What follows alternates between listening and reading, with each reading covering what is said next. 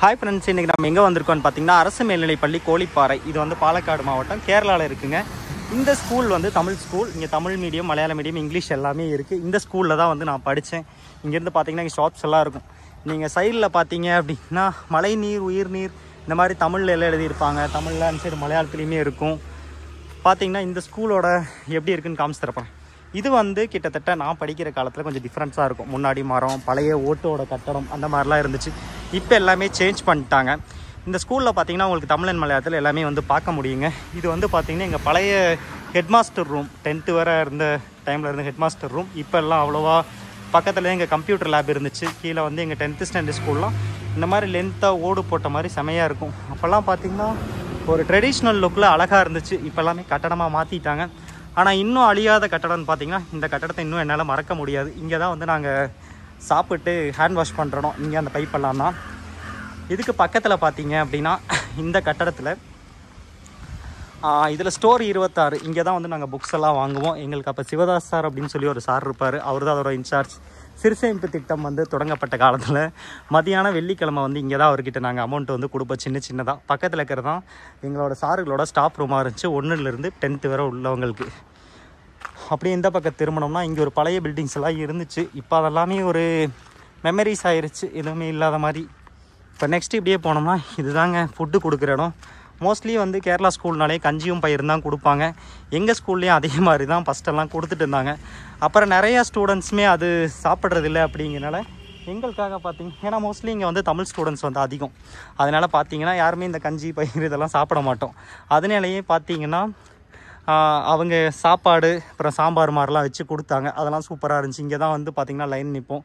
மார்னிங்கில் வந்து இங்கே தான் வந்து ஒரு காலத்தில் ப்ரேயர், நாங்கள் 5th-லேருந்து 10th வரை படிக்கிறப்ப இங்கே தான் ப்ரேயர்லாம் நடந்துட்டு இருந்துச்சு.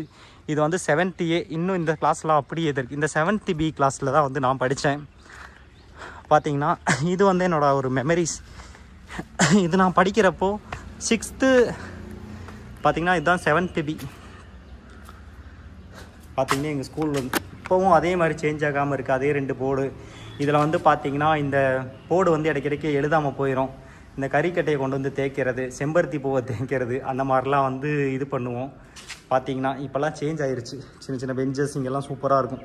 என்னோடய பெஞ்சு அந்த லாஸ்ட்டு பெஞ்ச் அந்த மாதிரி தான் கடைசியில் தான் இருந்துச்சு.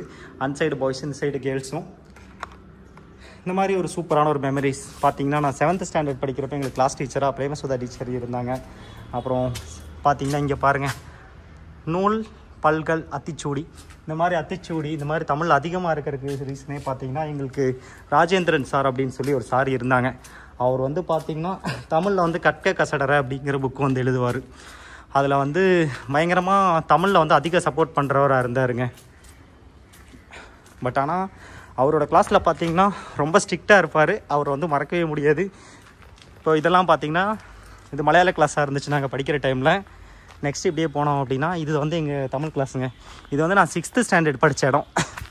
ட்ரீஸ் நவ் இட்ஸ் ஃப்ரூட்ஸ்ன்னு இருக்கா. இது பார்த்திங்கன்னா 6E கிளாஸ் 35 தான். சான்றோர் இனத்திரு இந்த மாதிரிலாம் வந்து தமிழ் எழுதி வச்சுருப்பாங்க. இதெல்லாம் பார்த்திங்கன்னா இது வந்து நான் 6th படித்த கிளாஸுங்க. 6th AB ரெண்டுமே பக்கத்தில் தான் இருக்கும்.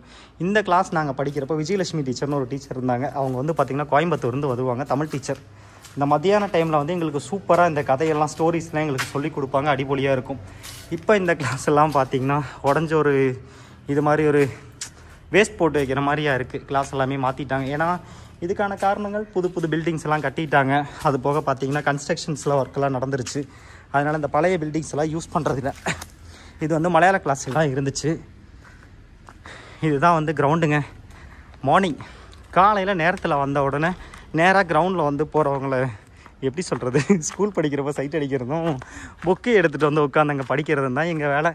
ஈவினிங் முடிஞ்சதுக்கப்புறம் கபடி, இங்கே ஒரு கபடியில் வந்து அப்படியே ஒரு ட்ரைனிங், அப்படியே சுற்றி கிரவுண்டில் ஓடுறது. அந்த டைம் பால் மூட்டையெல்லாம் கொடுப்பாங்க. அதெல்லாம் ஒரு காலம். அப்படியே ஒரு அண்டாவில் பால் கொண்டு வந்து இங்கே பால் உற்பத்தியாளர்கள் சங்கம் அப்படின்னு சொல்லி ஒரு தங்க தலைவர் ஒருத்தங்க இருப்பாங்க. மேபி அவங்க ஸ்பான்சர் பண்ணாங்களா இல்லை கவர்மெண்ட் சைட்லேருந்து கொடுத்தாங்களான்னு தெரில. பட் ஆனால் அவங்களுமே நிறையா ஹெல்ப்பெல்லாம் பண்ணியிருக்காங்க. அது போக கோச்சிங் கிளாஸ்லாம் எங்களுக்கு எடுப்பாங்க. 10th படிக்கிறப்ப பார்த்திங்கன்னா எக்ஸ்ட்ரா மார்க்ஸில் எடுக்கணுங்கிறக்காக ஈவினிங் டைம்லாம் கோச்சிங் கிளாஸில் வைக்கிறப்ப பார்த்திங்கன்னா இந்த நேந்திரம் பழம், அப்புறம் பால், இந்த மாதிரி நிறையா வந்து எங்களுக்கெல்லாம் ஸ்கூலில் வந்து நிறையா சப்போர்ட் பண்ணுவாங்க. அது போக இந்த ஸ்கூலில் இருந்த சாரெல்லாம் ரொம்ப எப்படி சொல்கிறது, எங்கள் தமிழ் மீடியத்தில் வந்து அதிகம் ரொம்ப வந்து சப்போர்ட் பண்ணுவாங்க. சார் எல்லாமே பார்த்திங்கன்னா படிங்க அப்படிங்கிற மாதிரி, தெரிஞ்சுக்குங்க அப்படிங்கிற மாதிரி. எவ்வளோ தடவை டவுட்ஸ் கேட்டாலுமே சொல்லி கொடுப்பாங்க. இங்கெல்லாம் பார்த்திங்கன்னா ஒரு பில்டிங்ஸ் எல்லாம் இருந்துச்சு. இப்போ அந்த பில்டிங் எல்லாம் இல்லை. ஓடு மாதிரி போட்டு சூப்பராக இருக்கும் கிரிக்கெட் ஆடுற கிரவுண்டு. இங்கேருந்து பார்த்திங்கன்னா ஸ்ட்ரைட்டாக அந்த மொக்கில் தெரியறது தான் நான் படித்த 8th ஸ்டாண்டர்டு. இப்போ அங்கே போக முடியாது, கன்ஸ்ட்ரக்ஷன் ஒர்க்கு. இந்த புது கம்பியெல்லாம் போட்டிருக்கிற இடம் தான் என்னோடய 10th ஸ்டாண்டர்ட் கிளாஸ்லாம் இருந்துச்சுங்க. அதுவுமே ஓட்டு வீடு லென்த்தாக இருந்த மாதிரி இருக்கும், நல்லா ஹைட்டாக இருக்கும். கீழே கிட்டத்தட்ட பார்த்திங்கன்னா ஒரு பெண்ணோட அடி, ஒரு 8 அடிக்கு வந்து ஹைட்டு. அதில் இப்படி ஸ்டெப்பு வந்து நெட்டு குதில் ஏறுற மாதிரி தான் இருக்கும், இல்லைனா அங்கேருந்து நடந்து வரணும். இதெல்லாம் அதுக்கப்புறம் புதுசாக வந்து ஒரு கன்ஸ்ட்ரக்ஷன் பார்த்திங்கன்னா நம்ம கிரவுண்டில் உட்காந்தெல்லாம் பார்க்குறக்கெல்லாம் கொண்டு வந்தாங்க. இந்த இடத்துல ஒரு தண்ணி தொட்டி கைகளும் இருக்குது. அந்த மாதிரி ஒரு செம மெமரிஸ் எல்லாம் முதல்ல இருந்துச்சு, இப்போல்லாம் அது இல்லை. இது வந்து பார்த்திங்கன்னா ஃபஸ்ட்டு இதுக்கு நேரம் எங்களுக்கு 5ஆம் கிளாஸோட லென்த்தான ஒரு ஸ்டாண்டர்ட்லாம் இருந்துச்சு. அதெல்லாம் இடிச்சிட்டாங்க, ஏன்னா ரொம்ப பழைய கட்டணம். ஒரு கிரவுண்டு அதை வந்து நாங்கள் மதியானம் விளையாடுறதுக்கெலாம் யூஸ் பண்ணிகிட்டு இருந்தோம், லென்த்தாக இருக்கும். அதுக்கப்புறம் இந்த பில்டிங்ஸ் எல்லாம் கட்டினதுக்கப்புறம் இது பண்ணிட்டாங்க. இப்படியே அந்த எட்ஜுக்கு போனோம் அப்படின்னா, நான் 11th படிக்கிறப்ப என்னோடய 11th ஸ்டாண்டர்ட் கிளாஸ் வந்து ஃபஸ்ட்டு இந்த மொக்கில் தாங்க இருந்துச்சு. இங்கே எல்லாமே 5ஆம் கிளாஸ் எல்லாமே சின்ன சின்ன குழந்தைங்க ஸ்கூல் தான் இருக்கும். இந்த கடைசியில் மட்டும் எங்களுக்கு ஒதுக்கி இருந்தாங்க. இந்த கட்டடம் வந்து இது புதுசாக கட்டப்பட்ட கட்டடம். இதுக்கு அந்த சைடு இருக்கிற இடம் தான் பார்த்திங்கன்னா நான் வந்து 8ஆம் கிளாஸ் படித்த இடம். இந்த பில்டிங் தான் வந்து 8th ஸ்டாண்டர்ட் படித்த இடம் வந்து இருக்குது. 8th ஸ்டாண்டர்ட் அங்கே படித்தேன். இது அப்ரோச்மேட்டாக ஐ திங்க் 9th ஸ்டாண்டர்ட்னு நினைக்கிறேன், எனக்கே ஞாபகம் இல்லை. இது வந்து ஜிம் மாதிரி இதுக்கு பக்கத்து கிளாஸில் தான் 8th ஸ்டாண்டர்ட் வந்து நான் படித்தேன். இப்படியே நம்ம போனோம் அப்படின்னா ஒரு சூப்பரான இதுதான் அந்த தண்ணியெல்லாம் வந்துட்டு இருந்த இடம். இங்கெல்லாம் அடிச்சுக்குவாங்க மத்தியானம் சாப்பிட்டு ஹேண்ட் வாஷ் பண்ணிக்கிறதுக்கு. இப்போ வந்து இன்னொரு பிளேஸ் போய் காட்ட போகிறேன். பார்த்திங்கன்னா எங்களோட கீழே இருக்க கிரவுண்ட் கிளாஸ்லேருந்து எப்போ கிளாஸ் பில் அடித்தாலுமே நாங்கள் வந்து நிற்கிற இடம் இங்கே தான். இப்போல்லாம் சின்ன சின்ன ஒர்க்ஸ் எல்லாம் போயிட்டு இருக்காங்க, எல்லாம் உடச்சி போட்டிருக்காங்க. ஓ, இவ்வளோ மண்ணை கொட்டியிருக்காங்களா. இதுதான் அவங்க பார்த்திங்கன்னா எங்களோட 11th கிளாஸ் நாங்கள் படித்தது. என்னோடது வந்து அந்த செகண்ட் பெஞ்ச் கிட்டே இருக்கும். அங்கே இருந்து பார்த்திங்கன்னா அங்கேருந்து சார் வர்றாங்களா நாங்கள் பார்ப்போம். இந்த இடமெல்லாம் சூப்பராக இருக்கும். மத்தியானம் கபடி விளையாடுவோம், கிரிக்கெட் இந்த கேப்பில் விளையாடுவோம், நல்லாயிருக்கும். இப்போல்லாம் மண்ணெல்லாம் போட்டு கன்ஸ்ட்ரக்ஷன் ஒர்க்லாம் போகிறனால இதாக இருக்குது. இந்த மரம் தான் வந்து குழந்தைகளுக்கெல்லாம் பொட்டு வைக்கிற மரம். இதில் வந்து என்ன பண்ணுவோம்னா குழி மாதிரி கல்லை கொட்டி வச்சு அதையே வந்து எடுத்துகிட்டு போவோம். இதெல்லாம் வந்து அப்போது லென்த்தாக கட்டியிருந்தாங்க. இது மேலே தான் ஜம்ப் பண்ணி விளையாடுவோம். இதே ஸ்கூலில் இந்த இடத்துல இந்த பிளேஸில் கூட எனக்கு ஒரு எப்படி சொல்கிறது, ஒரு மறக்க முடியாத ஒரு இன்சிடென்ட் நடந்திருக்குங்க. இது வந்து கிரவுண்டு. நெக்ஸ்ட்டு பார்த்திங்கன்னா இது வந்து 11th 12th ஹையர் செகண்டரிங்க. நான் 12th படிக்கிறப்போ பார்த்திங்கன்னா எனக்கு என்னோடய கிளாஸ் வந்து இந்த பில்டிங்கில் லாஸ்ட்டில் இருந்துச்சு. அப்போ வந்து இவ்வளோ லென்த்தில் கிடையாது. இது பார்த்திங்கன்னா இந்த கம்பி உள்ள வர தான் வந்து இருந்துச்சு கிளாஸ் எல்லாமே. அப்புறம் தான் மேலே பில்டிங்ஸும் வந்துச்சு. கீழே தானே கன்ஸ்ட்ரக்ஷன்லாம் புதுசாக பண்ணியிருக்காங்க. நெக்ஸ்ட்டு பார்த்திங்கன்னா இதுவுமே புது பில்டிங். இதுவுமே அப்போ இல்லாத ஒரு பில்டிங் தான். இதுக்கு அந்த சைடு இருந்தது வந்து அதை மேக்ஸ் கிளாஸ்ன்னு தான் கூப்பிடுவோம். அந்த எஜ்ஜில் மேக்ஸ் கிளாஸும் பக்கத்தில் ஸ்டாட்டியும் இருந்தாங்க, 12th இடத்துல இருப்பாங்க.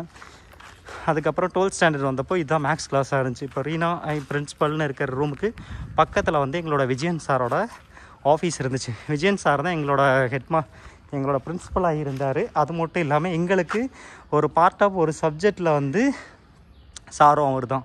ஃப்ரீ டைமில் அங்கே யாருமே எங்கள் கிளாஸில் இல்லை அப்படின்னா சார் நேராக இங்கேருந்து பார்த்து நேராக வருவார். நிறையா விஷயம், தெரியாத விஷயம்லாம் கேட்க எங்களுக்கு சொல்லி கொடுப்பாரு.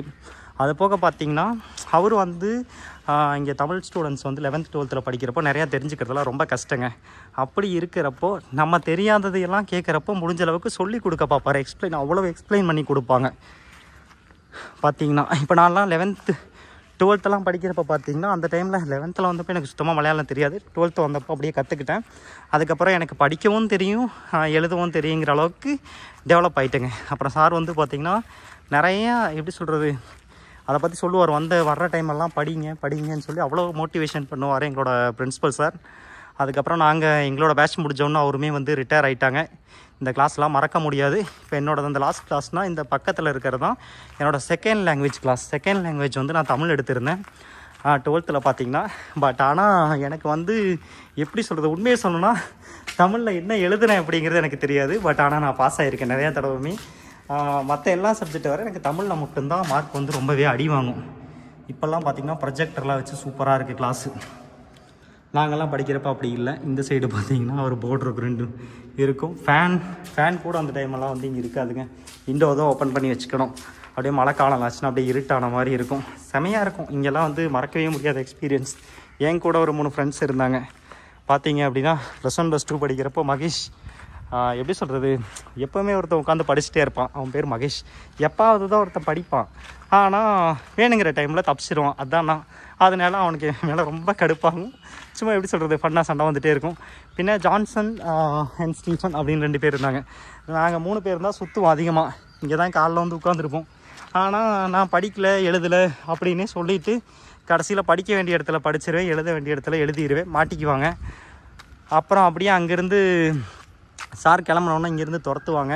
அப்புறம் இங்கே பிடிச்சது வந்து பார்த்திங்கன்னா பொலிட்டிக்கல் சயின்ஸில் ஒரு சார் இருந்தார். கொஞ்சம் வயசானவர் தான், பட் ஆனால் சூப்பராக நோட் பண்ணுவார், சொல்லியும் கொடுப்பாரு. வேணும்னே அவர் எங்கிட்ட கொஸ்டின் கேட்கணுங்கிறக்காக வேணும்னே பேசி கவனிக்காத மாதிரி பண்ணி அவர் கொஸ்டின் கேட்குறப்பெல்லாம் ஆன்சர் பண்ணுவேன். நல்ல ஒரு மூமெண்ட்ஸாக இருந்துச்சு. அப்போல்லாம் பார்த்திங்கன்னா இங்கே எங்களுக்கு ஹிஸ்ட்ரியில் +1 படிக்கிறப்போ ஒரு சார் இருந்தார். அவர் பேர் ஹரிதாஸ். அவர் வந்து திருச்சூர்லேருந்து வந்திருந்தார். அவருமே நல்ல எங்களுக்கெல்லாம் கிளாஸ் எடுத்து கொடுக்குறப்போ அவர் தான் எங்களுக்கு தமிழில் கூட நீங்கள் எழுதுங்க அப்படிங்கிற மாதிரி சொன்னாங்க. கேரளாவில் படிக்கிற ஸ்டூடெண்ட்ஸ்க்கு +1 +2 எக்ஸாம் வந்து தமிழில் வந்து சப்ஜெக்ட்ஸ் எழுதுறதுக்கான ஒரு சட்டம் இருக்குது. ஆனால் அதில் ஒரு பிரச்சனை என்னென்னா, தமிழில் வந்து புக்கு கிடையாது. கிளாஸில் எடுக்கிற ரெஃபரன்ஸை வச்சு நீங்கள் வந்து கற்றுக்கிட்டு முன்னாடியே நான் தமிழ் எக்ஸாமில் எழுத போகிறேன் அப்படிங்கிற மாதிரி இன்ஃபார்ம் பண்ணிடணும். இன்ஃபார்ம் பண்ணதுக்கப்புறம் எக்ஸாம் முடிச்சுட்டு நீங்கள் தமிழ் எழுதியிருக்கேன் அப்படிங்கிற மாதிரி இன்ஃபார்ம் பண்ணிட்டீங்கன்னா உங்களோட பேப்பர்ஸ் தமிழ் சாருங்க வந்து நிறையா இருக்காங்க. இப்போ இடுக்கி டிஸ்ட்ரிக்கு, பாலக்காடு, திருவண்ணாமலைலாம் இருக்கும். அந்த மாதிரி டிஸ்ட்ரிக் பிரித்து அனுப்புவாங்க. அப்போது அந்த நம்ம தமிழ் எழுதிக்கிறத அவங்க கரெக்ஷன் பண்ணி சென்ட் பண்ணுவாங்க. இப்போ அந்த மாதிரி ஒரு ஆப்ஷன் இருக்குது. புக்ஸ் இல்லாத ஒரு ப்ராப்ளமாக இருக்கும். அதனால் கொஞ்சம் நாலேஜ் யூஸ் பண்ணி படிக்கிற மாதிரி இருந்துச்சு. அப்போல்லாம் அதிகமாக ஃபோன்லாம் வாங்கிலாம் கொடுக்க மாட்டாங்க. நானே ஃபோன் வாங்கி அப்புறம் தமிழ்நாட்டில் போய் ஸ்கூலில் புக்கு வாங்கி, ஆனால் அங்கே புக்கில் அதிகமாக இருக்கும், இங்கே வந்து கம்மியாக இருக்கும். ரெண்டுக்குமே டிஃப்ரென்ஸாக இருக்கும். கிளாஸில் சொல்கிறத இங்கிலீஷில் நோட் பண்ணி அதை ட்ரான்ஸ்லேஷன் பண்ணி தான் கொஞ்சம் படித்து தப்பிச்சு, எப்படி சொல்கிறது, ஸ்கூல்லேருந்து தப்பிச்சேன்னு கூட சொல்லலாம். அந்தளவுக்கு ஒரு மெமரபுளான ஒரு ஸ்கூல். இங்கே நான் படித்த பேட்ச் பார்த்திங்கன்னா 5th ஸ்டாண்டர்ட்லேருந்து 12th வரை படித்தேங்க. 12th நான் கம்ப்ளீட் பண்ணது வந்து 2013 கம்ப்ளீட் பண்ணேன். 13 மார்ச் கம்ப்ளீட் பண்ணேன். 2005 வந்து இங்கே வந்து ஜாயின் பண்ணேன். ஜூலை மந்தில் வந்து ஜாயின் பண்ணேன் 5th ஸ்டாண்டர்டில். இந்த மாதிரி ஒரு கிட்டத்தட்ட 10th வரை இங்கே படிச்சுட்டு 11th 12 வந்து அப்ளிகேஷன் எழுதி போட்டு கிடச்சா தான் உண்டும்.